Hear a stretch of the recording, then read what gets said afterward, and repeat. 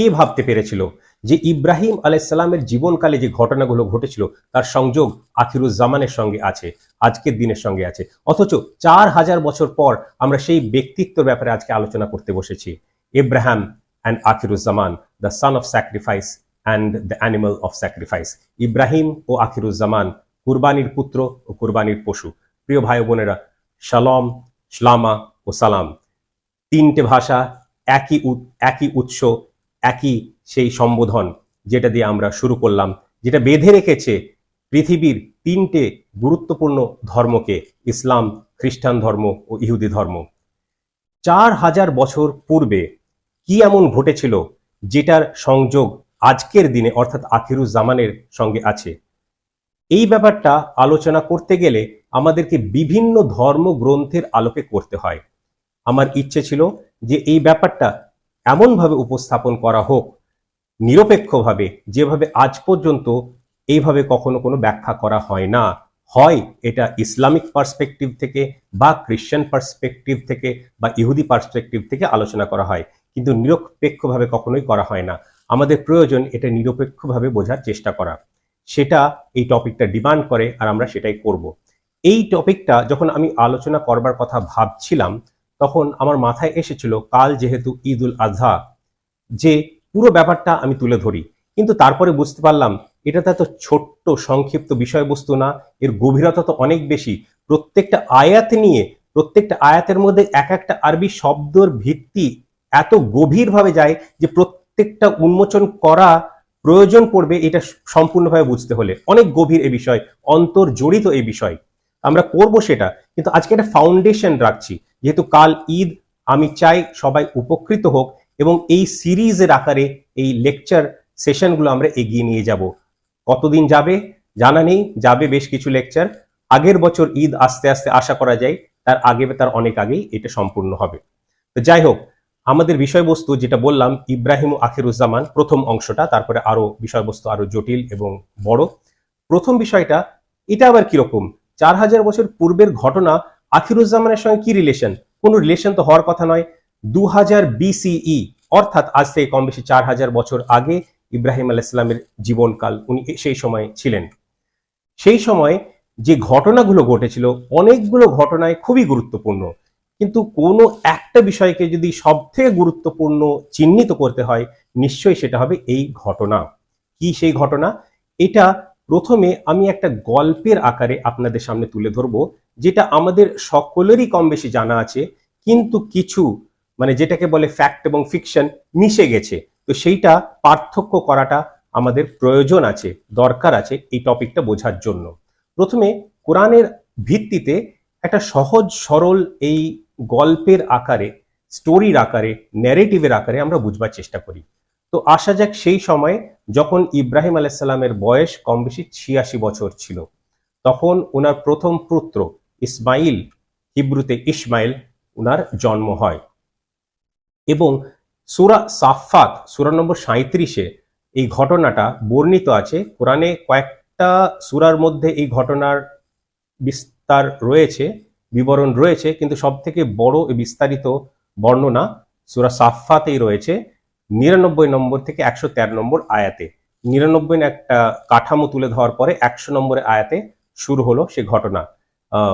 তারপরে সে ঘটনা চলতে থাকে। 112 নম্বর আয়াতে আরেকটা ওয়াবাশশারনাহু, মানে 100 নম্বর আয়াতে ফাবাশশারনাহু এবং 112 নম্বর আয়াতে ওয়াবাশশারনাহু এই শব্দটা রয়েছে। কেন বললাম? আমি যদিও আজকের দিনে খুব বেশি অ্যারাবিক এবং হিব্রুর ভিত্তিতে ডিটেলস আলোচনা করতে চাই না, কারণ সেটা সম্ভব হবে না একটা লেকচারের মধ্যে, কিন্তু সেটা আমরা করব। এই ব্যাপারটা এই কারণে করলাম যে এটা ঘটনাটা আখিরুজ্জামানের সঙ্গে কেন জড়িত সেটা বোঝার জন্য, এবং কুরবানির পুত্র কে, দ্য সান অফ স্যাক্রিফাইস কে, ইসমাইল না ইসহাক আলাইহিসসালাম, সেটা উন্মোচন করার জন্য আমরা এই শুরুটা বা সূচনাটা করলাম এই আলোচনার এইভাবে। তো কোরআনের যে দৃষ্টিভঙ্গি, সেটা থেকে একটা ধারণা অবশ্যই আমাদের করা যায়, যেটা সচরাচরভাবে মুসলিমদের ডমিনেন্ট ভিউ পয়েন্ট বা পজিশন ধরা হয়ে থাকে। সেটা কি? সেটা হচ্ছে কুরবানির পুত্র ইসমাইল আলাইহিসসালাম, এটা নিয়ে আবার তর্ক বিতর্কের মধ্যে জড়ানোর কি প্রয়োজন আছে?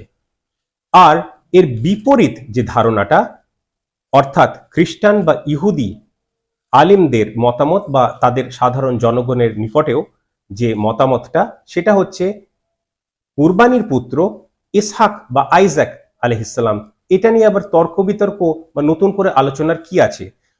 ক্লিয়ারলি বুঝতে পাচ্ছি একটা ডেডলক, একটা অন্তর্দ্বন্দ্ব এমন ভাবে বেঁধে গেল যে এটার উন্মোচন করা সম্ভব হচ্ছে না, নিজস্ব ভিউ পয়েন্ট নিয়ে যদি কেউ দাঁড়িয়ে থাকে।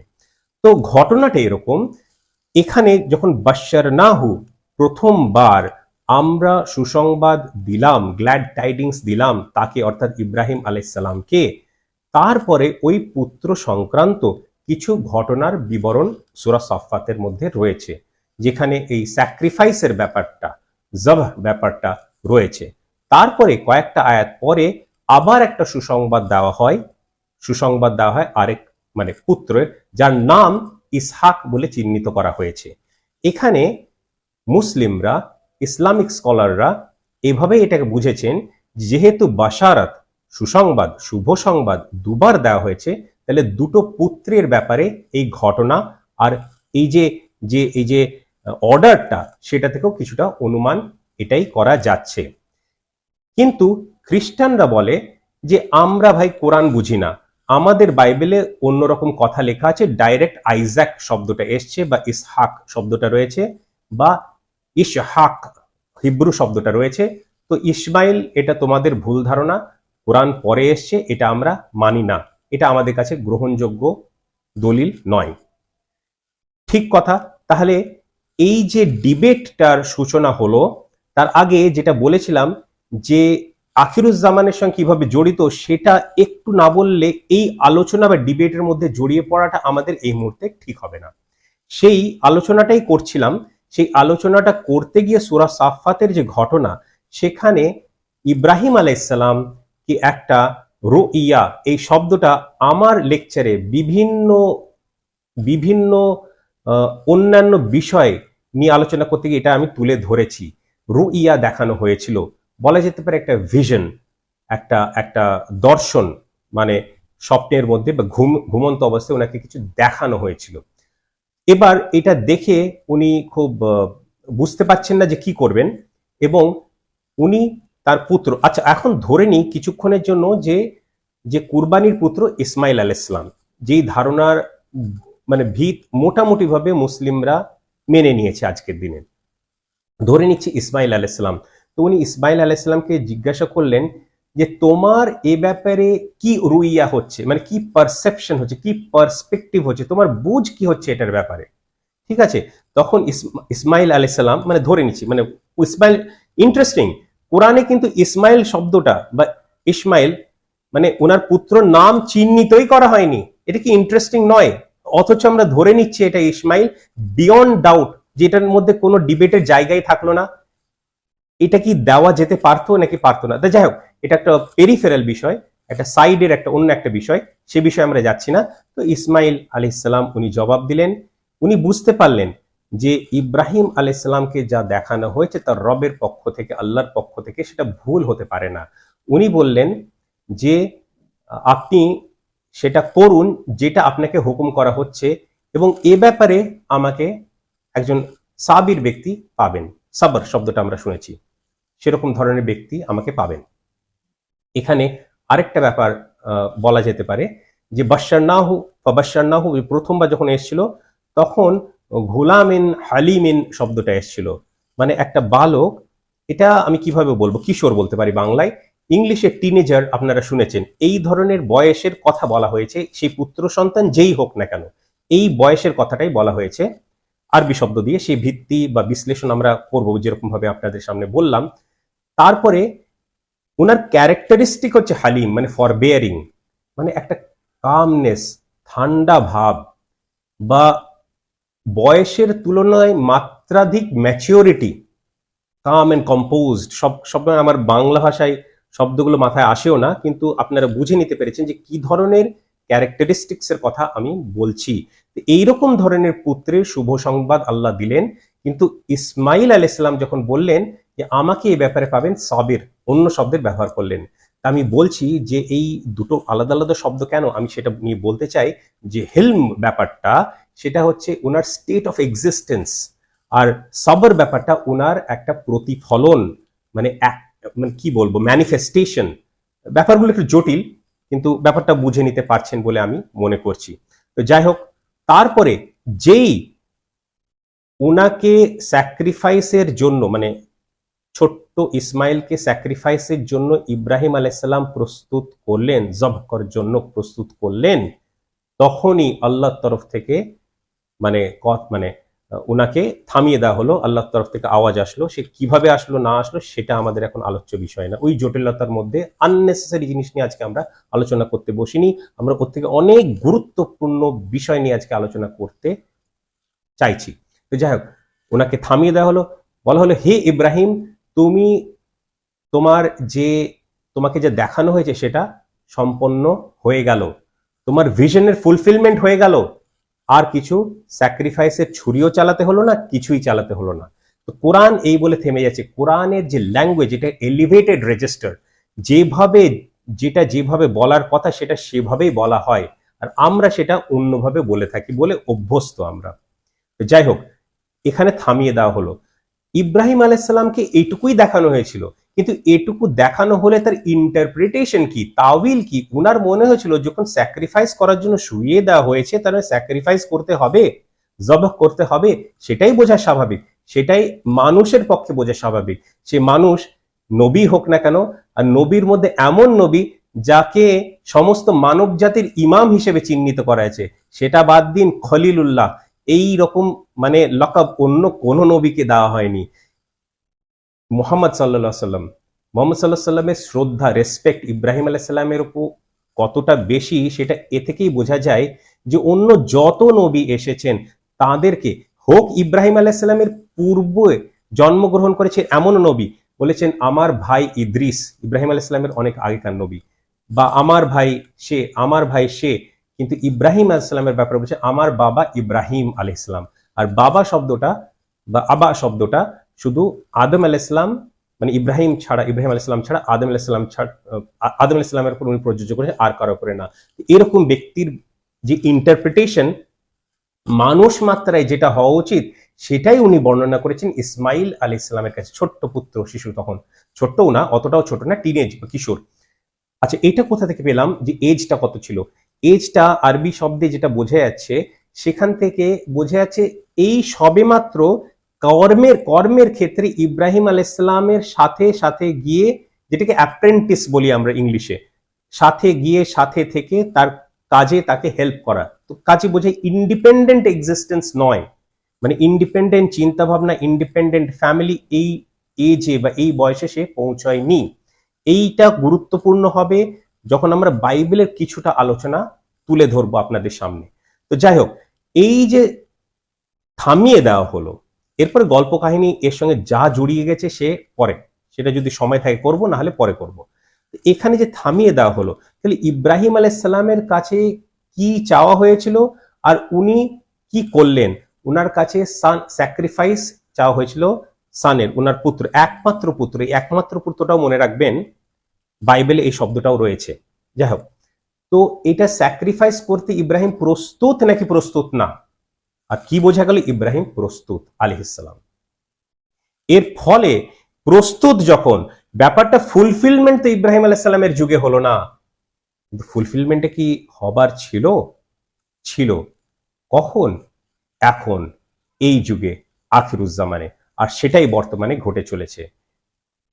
ইসমাইলের বংশধরের সঙ্গে, অর্থাৎ মুসলিমদের সঙ্গে যে ব্যাপারটা ঘটে চলেছে, সেটা এখানে কোন রকম রিলিজিয়াস বা পলিটিক্যাল ব্যাপার আমরা যদি নাই বা তুললাম, দরকার নেই, কিন্তু যেটা হচ্ছে সেটা বাস্তব।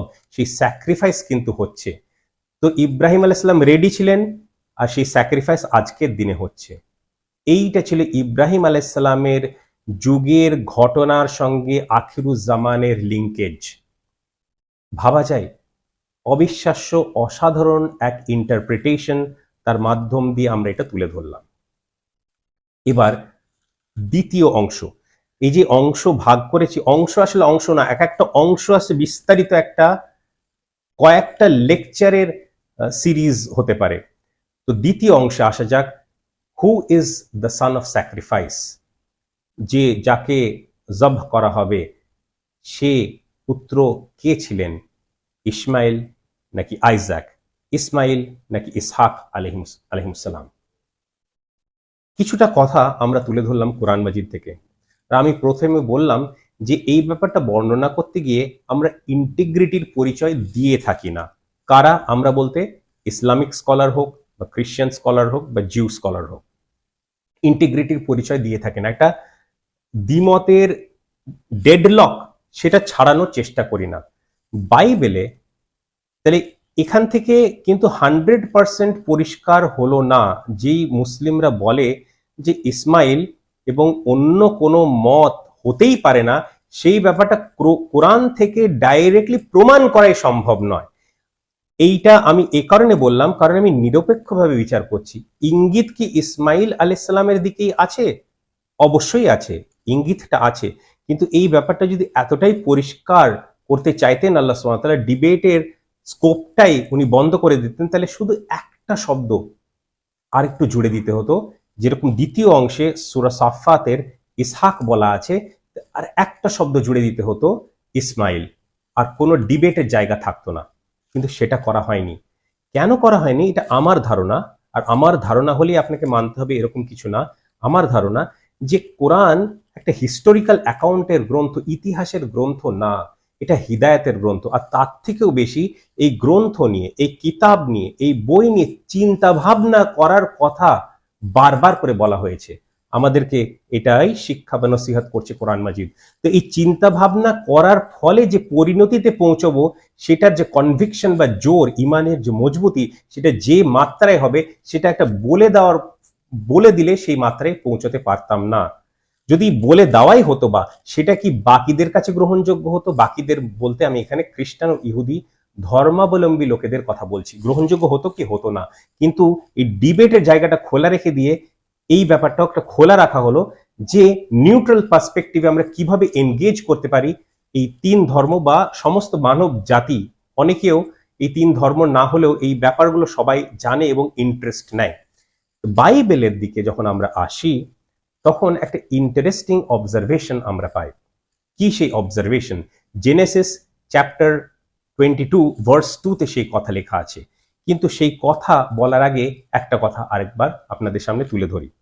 আমি কখনো কখনো মুসলিমদের স্ট্যান্ডার্ড ভিউ পয়েন্টকে আঘাত করছি বলে আপনাদের মনে হতে পারে। ব্যাপারটা আসলে এরকম না। আমি একটা নিরপেক্ষ পয়েন্ট অফ ভিউ থেকে ব্যাপারটা আলোচনা করতে চাইছি। এখানে বলা হয়েছে যে নতুন করে ডিবেট তোলা কেন, ডিবেট করা কেন? কারণ আমাদের বড় আলিম ইমাম হামিদউদ্দিন ফারাহি, বর্তমানের কিছু আলিম বলেন, মুসলিম আলিম বলেন যে নতুন করে ডিবেটের প্রয়োজন কোথায়? কারণ আমাদের বড় আলিম ইমাম হামিদউদ্দিন ফারাহি, এবং অবশ্যই বড় আলিম ইমাম হামিদউদ্দিন ফারাহির ব্যাপারে আমি নিজে বলেছি কোহেরেন্স অফ দ্য কোরআন এই লেকচারে, যেটা আমার ইংলিশ, বাংলা, হিন্দি, উর্দুতে লেখা আছে। বিশেষ করে রমজানে এক মাসের মধ্যে কোরআন পড়তে হলে কিভাবে পড়তে হবে সেটা ওখান থেকে আপনারা পাবেন। সে সূত্রটা ইমাম হামিদউদ্দিন ফারাহি সূচনা করেছিলেন। আর সেই যে পুরো যে কনস্ট্রাকটিভ যে ডিভিশনটা, সেটা আমি পরিপূর্ণ করতে পেরেছি ভালো কথা। কিন্তু এই পরিপূর্ণ করতে পারতাম না যদি এর সূচনাটা আজ থেকে 100 বছর বা তার কিছু, যাই হোক এক্সাক্ট আমার মনে নেই, কিন্তু 100 বছরের কাছাকাছি এটা ইমাম হামিদউদ্দিন ফারাহি যদি সূচনা না করতেন এই একটা নতুন ফিল্ড অফ স্টাডিজ।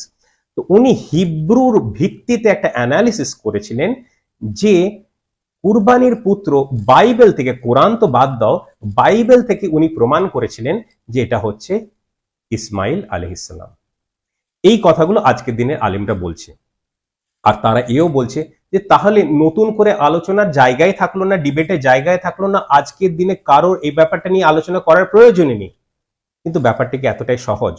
কোনো মতামত যদি একই হতো তাহলে এই ডিভিশনটা থাকতো না। এটা যে কোনো বিষয়ের ব্যাপার হতে পারে, শুধু এই কুরবানির বিষয়ে না। যদি দুটো ভিউ পয়েন্ট আছে, তার মানে এটাই যে দুটো দলের কাছেই, দুটো গ্রুপের কাছেই কিছু স্ট্রং পয়েন্টস রয়েছে, না হলে সেটা থাকতেই পারে না, এক্সিস্টই করতে পারে না এই দ্বিমত ব্যাপারটা। তো এই ব্যাপারেও যখন আছে, তো সেটার কারণ যে স্ট্রং পয়েন্ট দুজনের কাছেই আছে।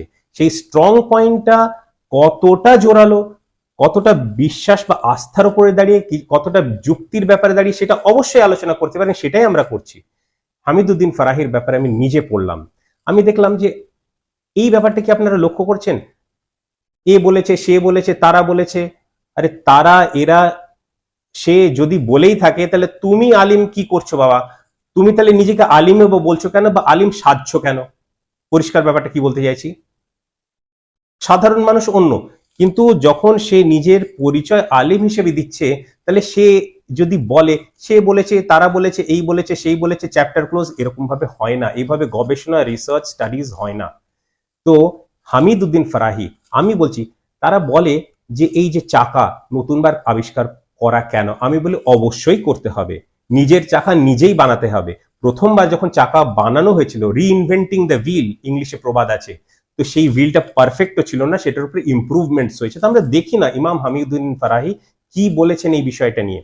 উনি আইডেন্টিফাই করেছেন জেনেসিসের চ্যাপ্টার 22 ভার্স 2 এর ভিত্তিতে, যেটার আরবির কিছু শব্দ আছে, কিন্তু সেই আরবির অ্যানালাইসিসে আজকে আমরা যাচ্ছি না, যাব এই সিরিজের মধ্যেই আমরা যাব, প্রত্যেকটা শব্দ ধরে ধরে যাব।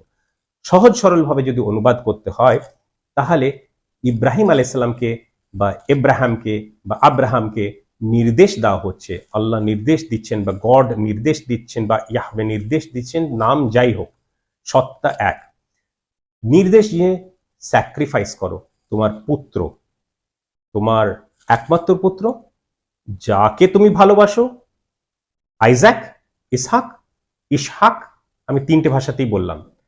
এইখানে হামিদুদ্দিন ফারাহি বলছেন যে ভেবে দেখুন যে বাইবেলের যে ফ্লোটা, ওখানে বলা হচ্ছে স্যাক্রিফাইস করো কাকে, তোমার পুত্রকে, সেই পুত্রটাকে, সেটা ক্ল্যারিফাই করা হচ্ছে তোমার একমাত্র পুত্র।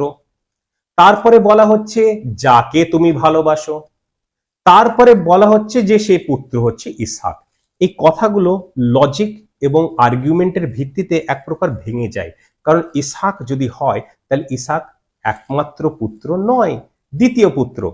এখানে ব্যাপারটা যদি এতটাই সহজ হতো, তাহলে আজ থেকে 100 বছর আগে যদি ইমাম হামিদুদ্দিন ফারাহি ব্যাপারটা অ্যানালিসিস করে গেছেন, তাহলে তারা মানছে না কেন? তারা বোকা, তারা মানবে না, এইগুলো কোনো কথা হলো না। তারা মানছে না বলছে, তারা বলছে যে এই একমাত্র পুত্র মানে the son of the covenant, যার সঙ্গে প্রতিশ্রুতিবদ্ধ, যাকে প্রতিশ্রুতিবদ্ধ করেছেন আল্লাহ সুবহানাহু ওয়া তাআলা, যার সঙ্গে এই কভেনেন্টের ব্যাপারটা আছে, বাকি পুত্র, অন্য পুত্র নয়। তারা এভাবে খণ্ডন করতে চাইছে।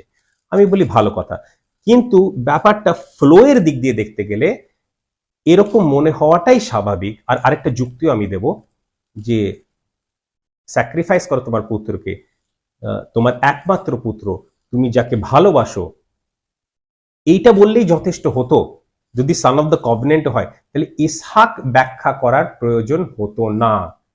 আমরা একটা উদাহরণ দিই আপনাদেরকে, সলার মধ্যে কি করতে হবে বা কি করতে হবে না।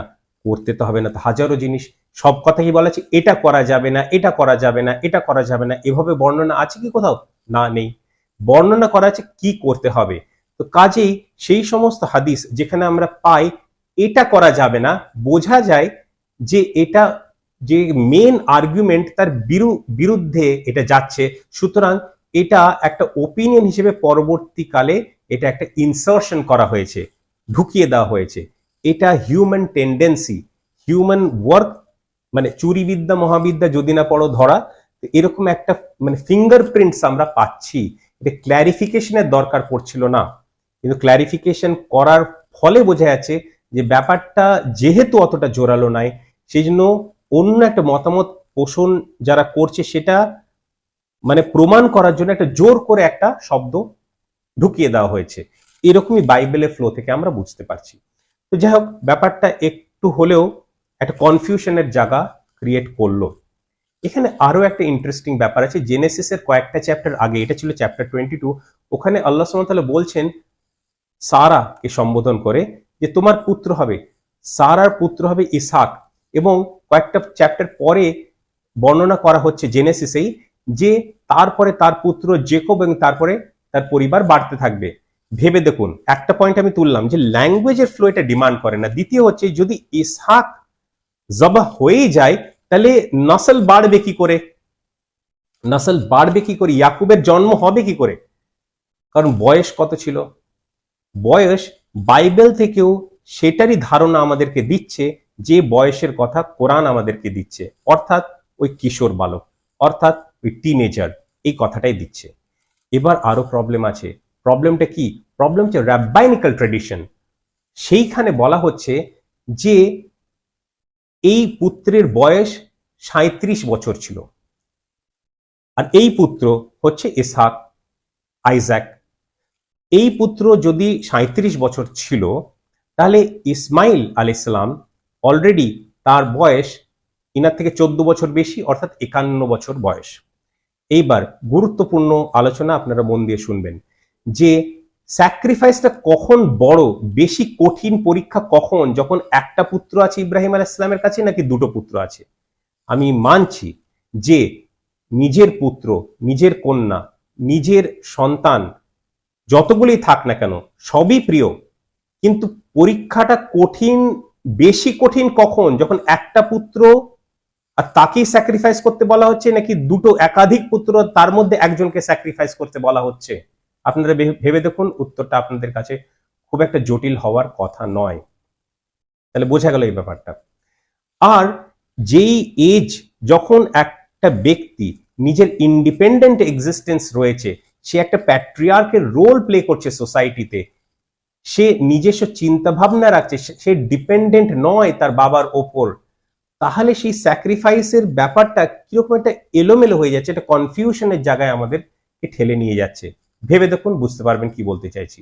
কিন্তু যখন বালক হয় তখন ব্যাপারটা ভিন্ন, যখন ডিপেন্ডেন্সি হয় তখন ব্যাপারটা ভিন্ন।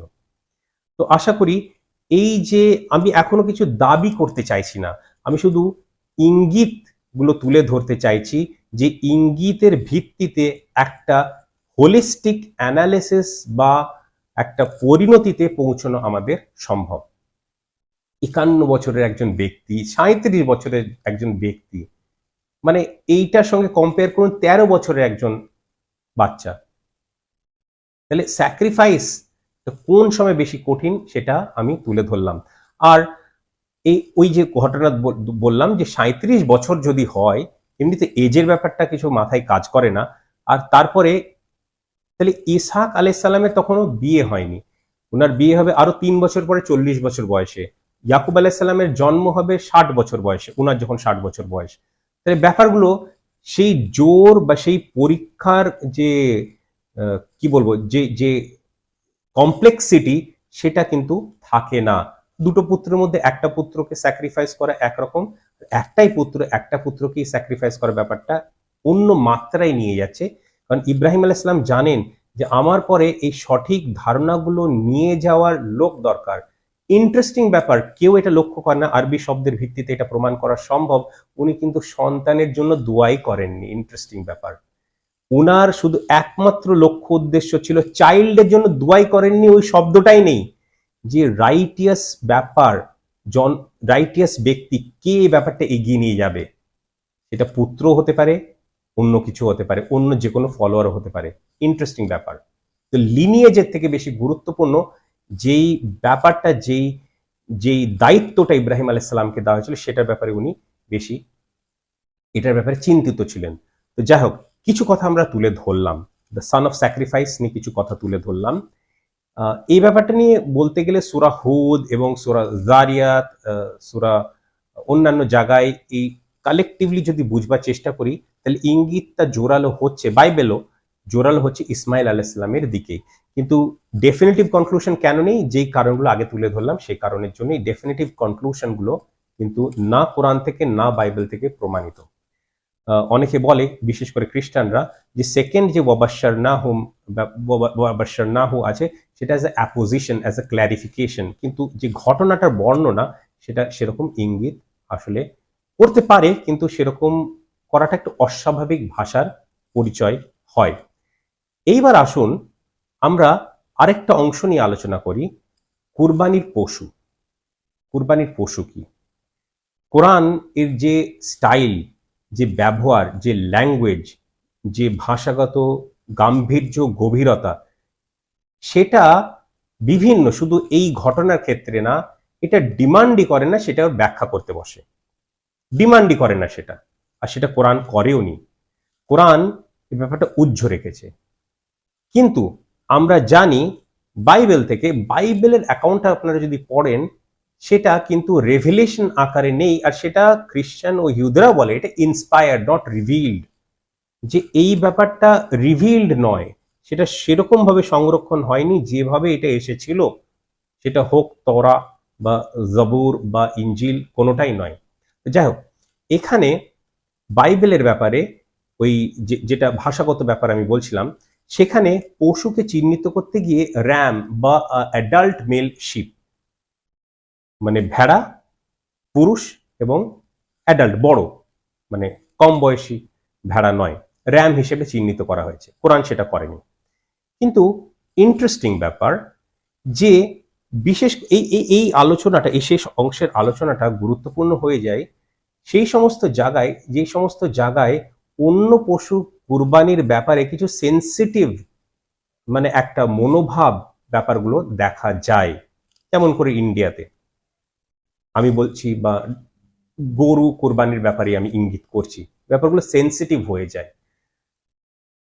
এটা হালাল না হারাম, এটা পারমিটেড না প্রহিবিটেড, সেটা ভিন্ন বিষয়।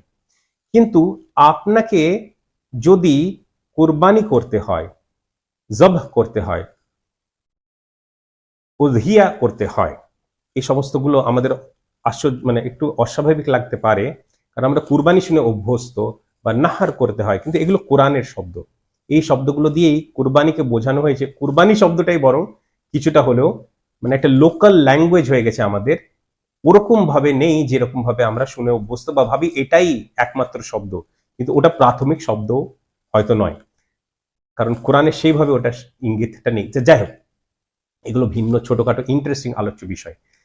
এখানে উজিয়ার ব্যাপারটা আমরা আলোচনা করছি, যে ভেড়া বাদ দিয়ে অন্য কোনো পশু করা যায় কিনা, কোরবানি করা যায় কিনা, এটা পারমিশন আছে কিনা। হ্যাঁ, পারমিশন অবশ্যই আছে।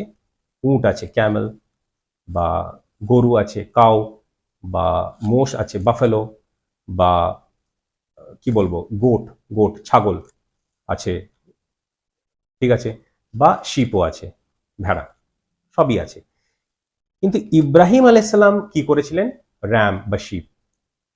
ইব্রাহিম আলাইসাল্লামের সুন্নতের ভিত্তিতে এই ট্রেডিশনটা এগিয়ে নিয়ে যাওয়া হয়েছে। আর মোহাম্মদ সাল্লাহ সাল্লাম কুরবানি করেছিলেন ইব্রাহিম আলাইসাল্লামের স্মৃতিতেই, ইন্ডিপেন্ডেন্ট ভাবে নয়। এবং উনি বিভিন্ন পশু বিভিন্ন সময় কুরবানি করেছেন, কিন্তু সব থেকে বেশি কুরবানি যেটা করেছেন সেটা ভেড়া।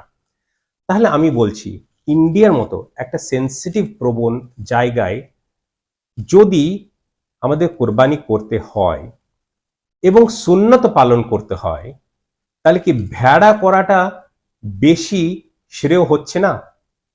ছাগল বাদ দিন, ভেড়া করাটা কি বেশি শ্রেয় হচ্ছে না? তাহলে কেন ভেড়া আমরা করব না? এটা আমার আপনাদের কাছে প্রশ্ন। আপনারা চিন্তা ভাবনা করুন। উত্তর দেওয়ার জন্য আমি বসিনি। আমি চিন্তা ভাবনা সূত্র, আপনারাই বলেন সুন্নাত সুন্নাত সুন্নাত বা সুন্না আরবি শব্দ। তাহলে শুধুমাত্র ভেড়া যদি আমরা কোরবানি করি, তাহলে শুধুমাত্র মোহাম্মদ সাল্লাহ সাল্লামের সুন্নত নয়, ইব্রাহিম আলাইহিস সালামের সুন্নত মেনটেন করা হচ্ছে। যদি ফরজ ভাবছেন কাজটা, তাহলে ফরজটা হলো, আর সুন্নত একক নয়, দুদিক দিয়েই দেখতে হলে সুন্নাতটাও পালন করা হলো। এবার কিছু জিনিস থাকে হারাম, যেই জিনিসটা হারাম না সেটা আমরা হারাম বলবো না, কিন্তু সেন্সিটিভ বা পরিস্থিতি হিসেবে কিছু বিচার বিবেচনার ব্যবস্থা বা জায়গা থাকতে পারে। আরেকটা হাদিসের দিকে ইঙ্গিত করব, এটা মুসলিমরা এখন কন্ট্রোভার্সিয়াল হিসেবে নেয়, কিন্তু যেটা আছে সেটা আছে। সেই হাদিসে বলা হচ্ছে যে গরু, কাউ, তার মিল্ক, দুধ হচ্ছে শিফা, মানে মানে কি বলবো, কিওর বা হিলিং, শিফা, এবং তার ফ্যাট হচ্ছে মেডিসিন, আর তার মাংস হচ্ছে ডিজিজ, মার্জ শব্দটা রয়েছে। আপনারা বলবেন না না এই হাদিস ঠিক নয়, ভুল। এই হাদিস ঠিক নয়, ভুল নয়, আমরা এই কতদিন এই লুকোচুরি খেলবো। এই হাদিস আছে এবং থাকলে অসুবিধাটাই কোথায়? যদি এই কথাটা থাকেও বা আর আছে এক জায়গায় নেই, তিব্বে নবীতে আছে, তারপরে বাইহাকিতে আছে, হাকিমে আছে, বিভিন্ন জায়গায়, এটা আহাদ হাদিস না, একক হাদিস না যে এটাকে নিজের খেয়াল খুশি মতো আমরা বাদ দিতে পারি। আমি আবারও বলি, মোহাম্মদ সাল্লাহ সাল্লাম কি বিফ বা কাউ স্যাক্রিফাইস করেছেন বা বিফ খেয়েছেন? হয়তো, কিন্তু এটা কি ওনার মানে ডেইলি হ্যাবিটের মধ্যে ছিল? অবশ্যই না, অবশ্যই না। তো কোনো জিনিস যদি হারাম নাও হয়, সেটার মধ্যে কি হার্ম থাকতে পারে, ক্ষতি থাকতে পারে? থাকতেই পারে। বেশি কনজামশনে যদি কিছু করা হয় স্পেসিফিক ব্যাপারে, কাউ গোমাংসের ব্যাপারে, গরু মাংসের ব্যাপারে, বিফের ব্যাপারে, তাহলে সেটা থেকে কিছুটা হলেও সতর্ক থাকা দরকার। হাই মানে কি বলবো, হেলথের কারণে, অন্য কোনো কারণে না। অ্যালাউড বা অ্যালাউড না এটা কোনো প্রশ্নই নেই, এটা তো ক্লিয়ার, এটা অ্যালাউড, ইট ইজ পারমিসেবল। বাহিমাতাল আনাম এই ক্লাসিফিকেশন সমস্ত ক্যাটেল মানে ক্যামেল হোক, কাউ হোক, বাফেলো হোক, শিপ হোক, গোট হোক, সবকিছুকে অ্যালাউ করছে। অ্যালাউ ডিজলের ব্যাপার নিয়ে আলোচনা করছি না, কিন্তু পরিস্থিতির পরিপ্রেক্ষিতে যে সেন্সিটিভ ব্যাপারগুলো আছে সেগুলো আপনারা ভাবুন, মোহাম্মদ সাল্লাহ সাল্লাম থাকলে কি করতেন। গভর্নেন্স নিয়ে আজকে আমরা কথা বলছি, খিলাফা নিয়ে কথা বলছি। খিলাফা নিয়ে যারা খিলাফা খিলাফা করছে, খিলাফত চাই, তারা খিলাফা শব্দে অর্থই বোঝে না। It is good governance, it's not a Islamic state, Islamic রাষ্ট্র নয় খিলাফত মানে। মানে মোহাম্মদ সাল্লাহ সাল্লাম যে ধরনের খিলাফত এস্টাবলিশ করেছিলেন, এর থেকে ভালো মডেল, সেকুলার মডেল পৃথিবীতে হতে পারে না। যে ধর্মাবলম্বী লোক সেখানে থাকবে তারা তাদের ধর্মগ্রন্থ মেনে চলবে, এর থেকে বড় মডেল অফ রাষ্ট্র বা নেশন বা স্টেট হতে পারে কি? বিভিন্ন ব্যাপার আমাদের আলোচনা ছিল, কোনো ব্যাপার নিয়ে আমরা সেই গভীরতায় যাইনি, ইচ্ছে করেই যাইনি, কারণ সেটা যাব আমরা প্রত্যেকটা শব্দের অ্যানালিসিসের মাধ্যমে, প্রত্যেকটা আরবি শব্দ, প্রত্যেকটা হিব্রু শব্দের অ্যানালিসিসের মাধ্যমে। কিন্তু যেই পুরো ব্যাপারটা, কাঠামোটা, ফাউন্ডেশনটা আজকে আমি এই লেকচারের মাধ্যমে তুলে ধরতে চাইলাম, আমি মনে করছি আমি তুলে ধরতে পারলাম। ইব্রাহিম বা এব্রাহাম বা Abraham and Akhiruzzaman, the son of sacrifice and the animal of sacrifice. এই বলেই আজকে আমি আমার এই লেকচার শেষ করতে চাইছি। আমরা যেরকম ভাবে বললাম, এই বিশ্লেষণের সিরিজ এখন থেকে চলতে থাকবে ইনশাআল্লাহ। ওয়া আখিরুদ দাওয়ানা আনিল হামদুলিল্লাহি রাব্বিল আলামিন।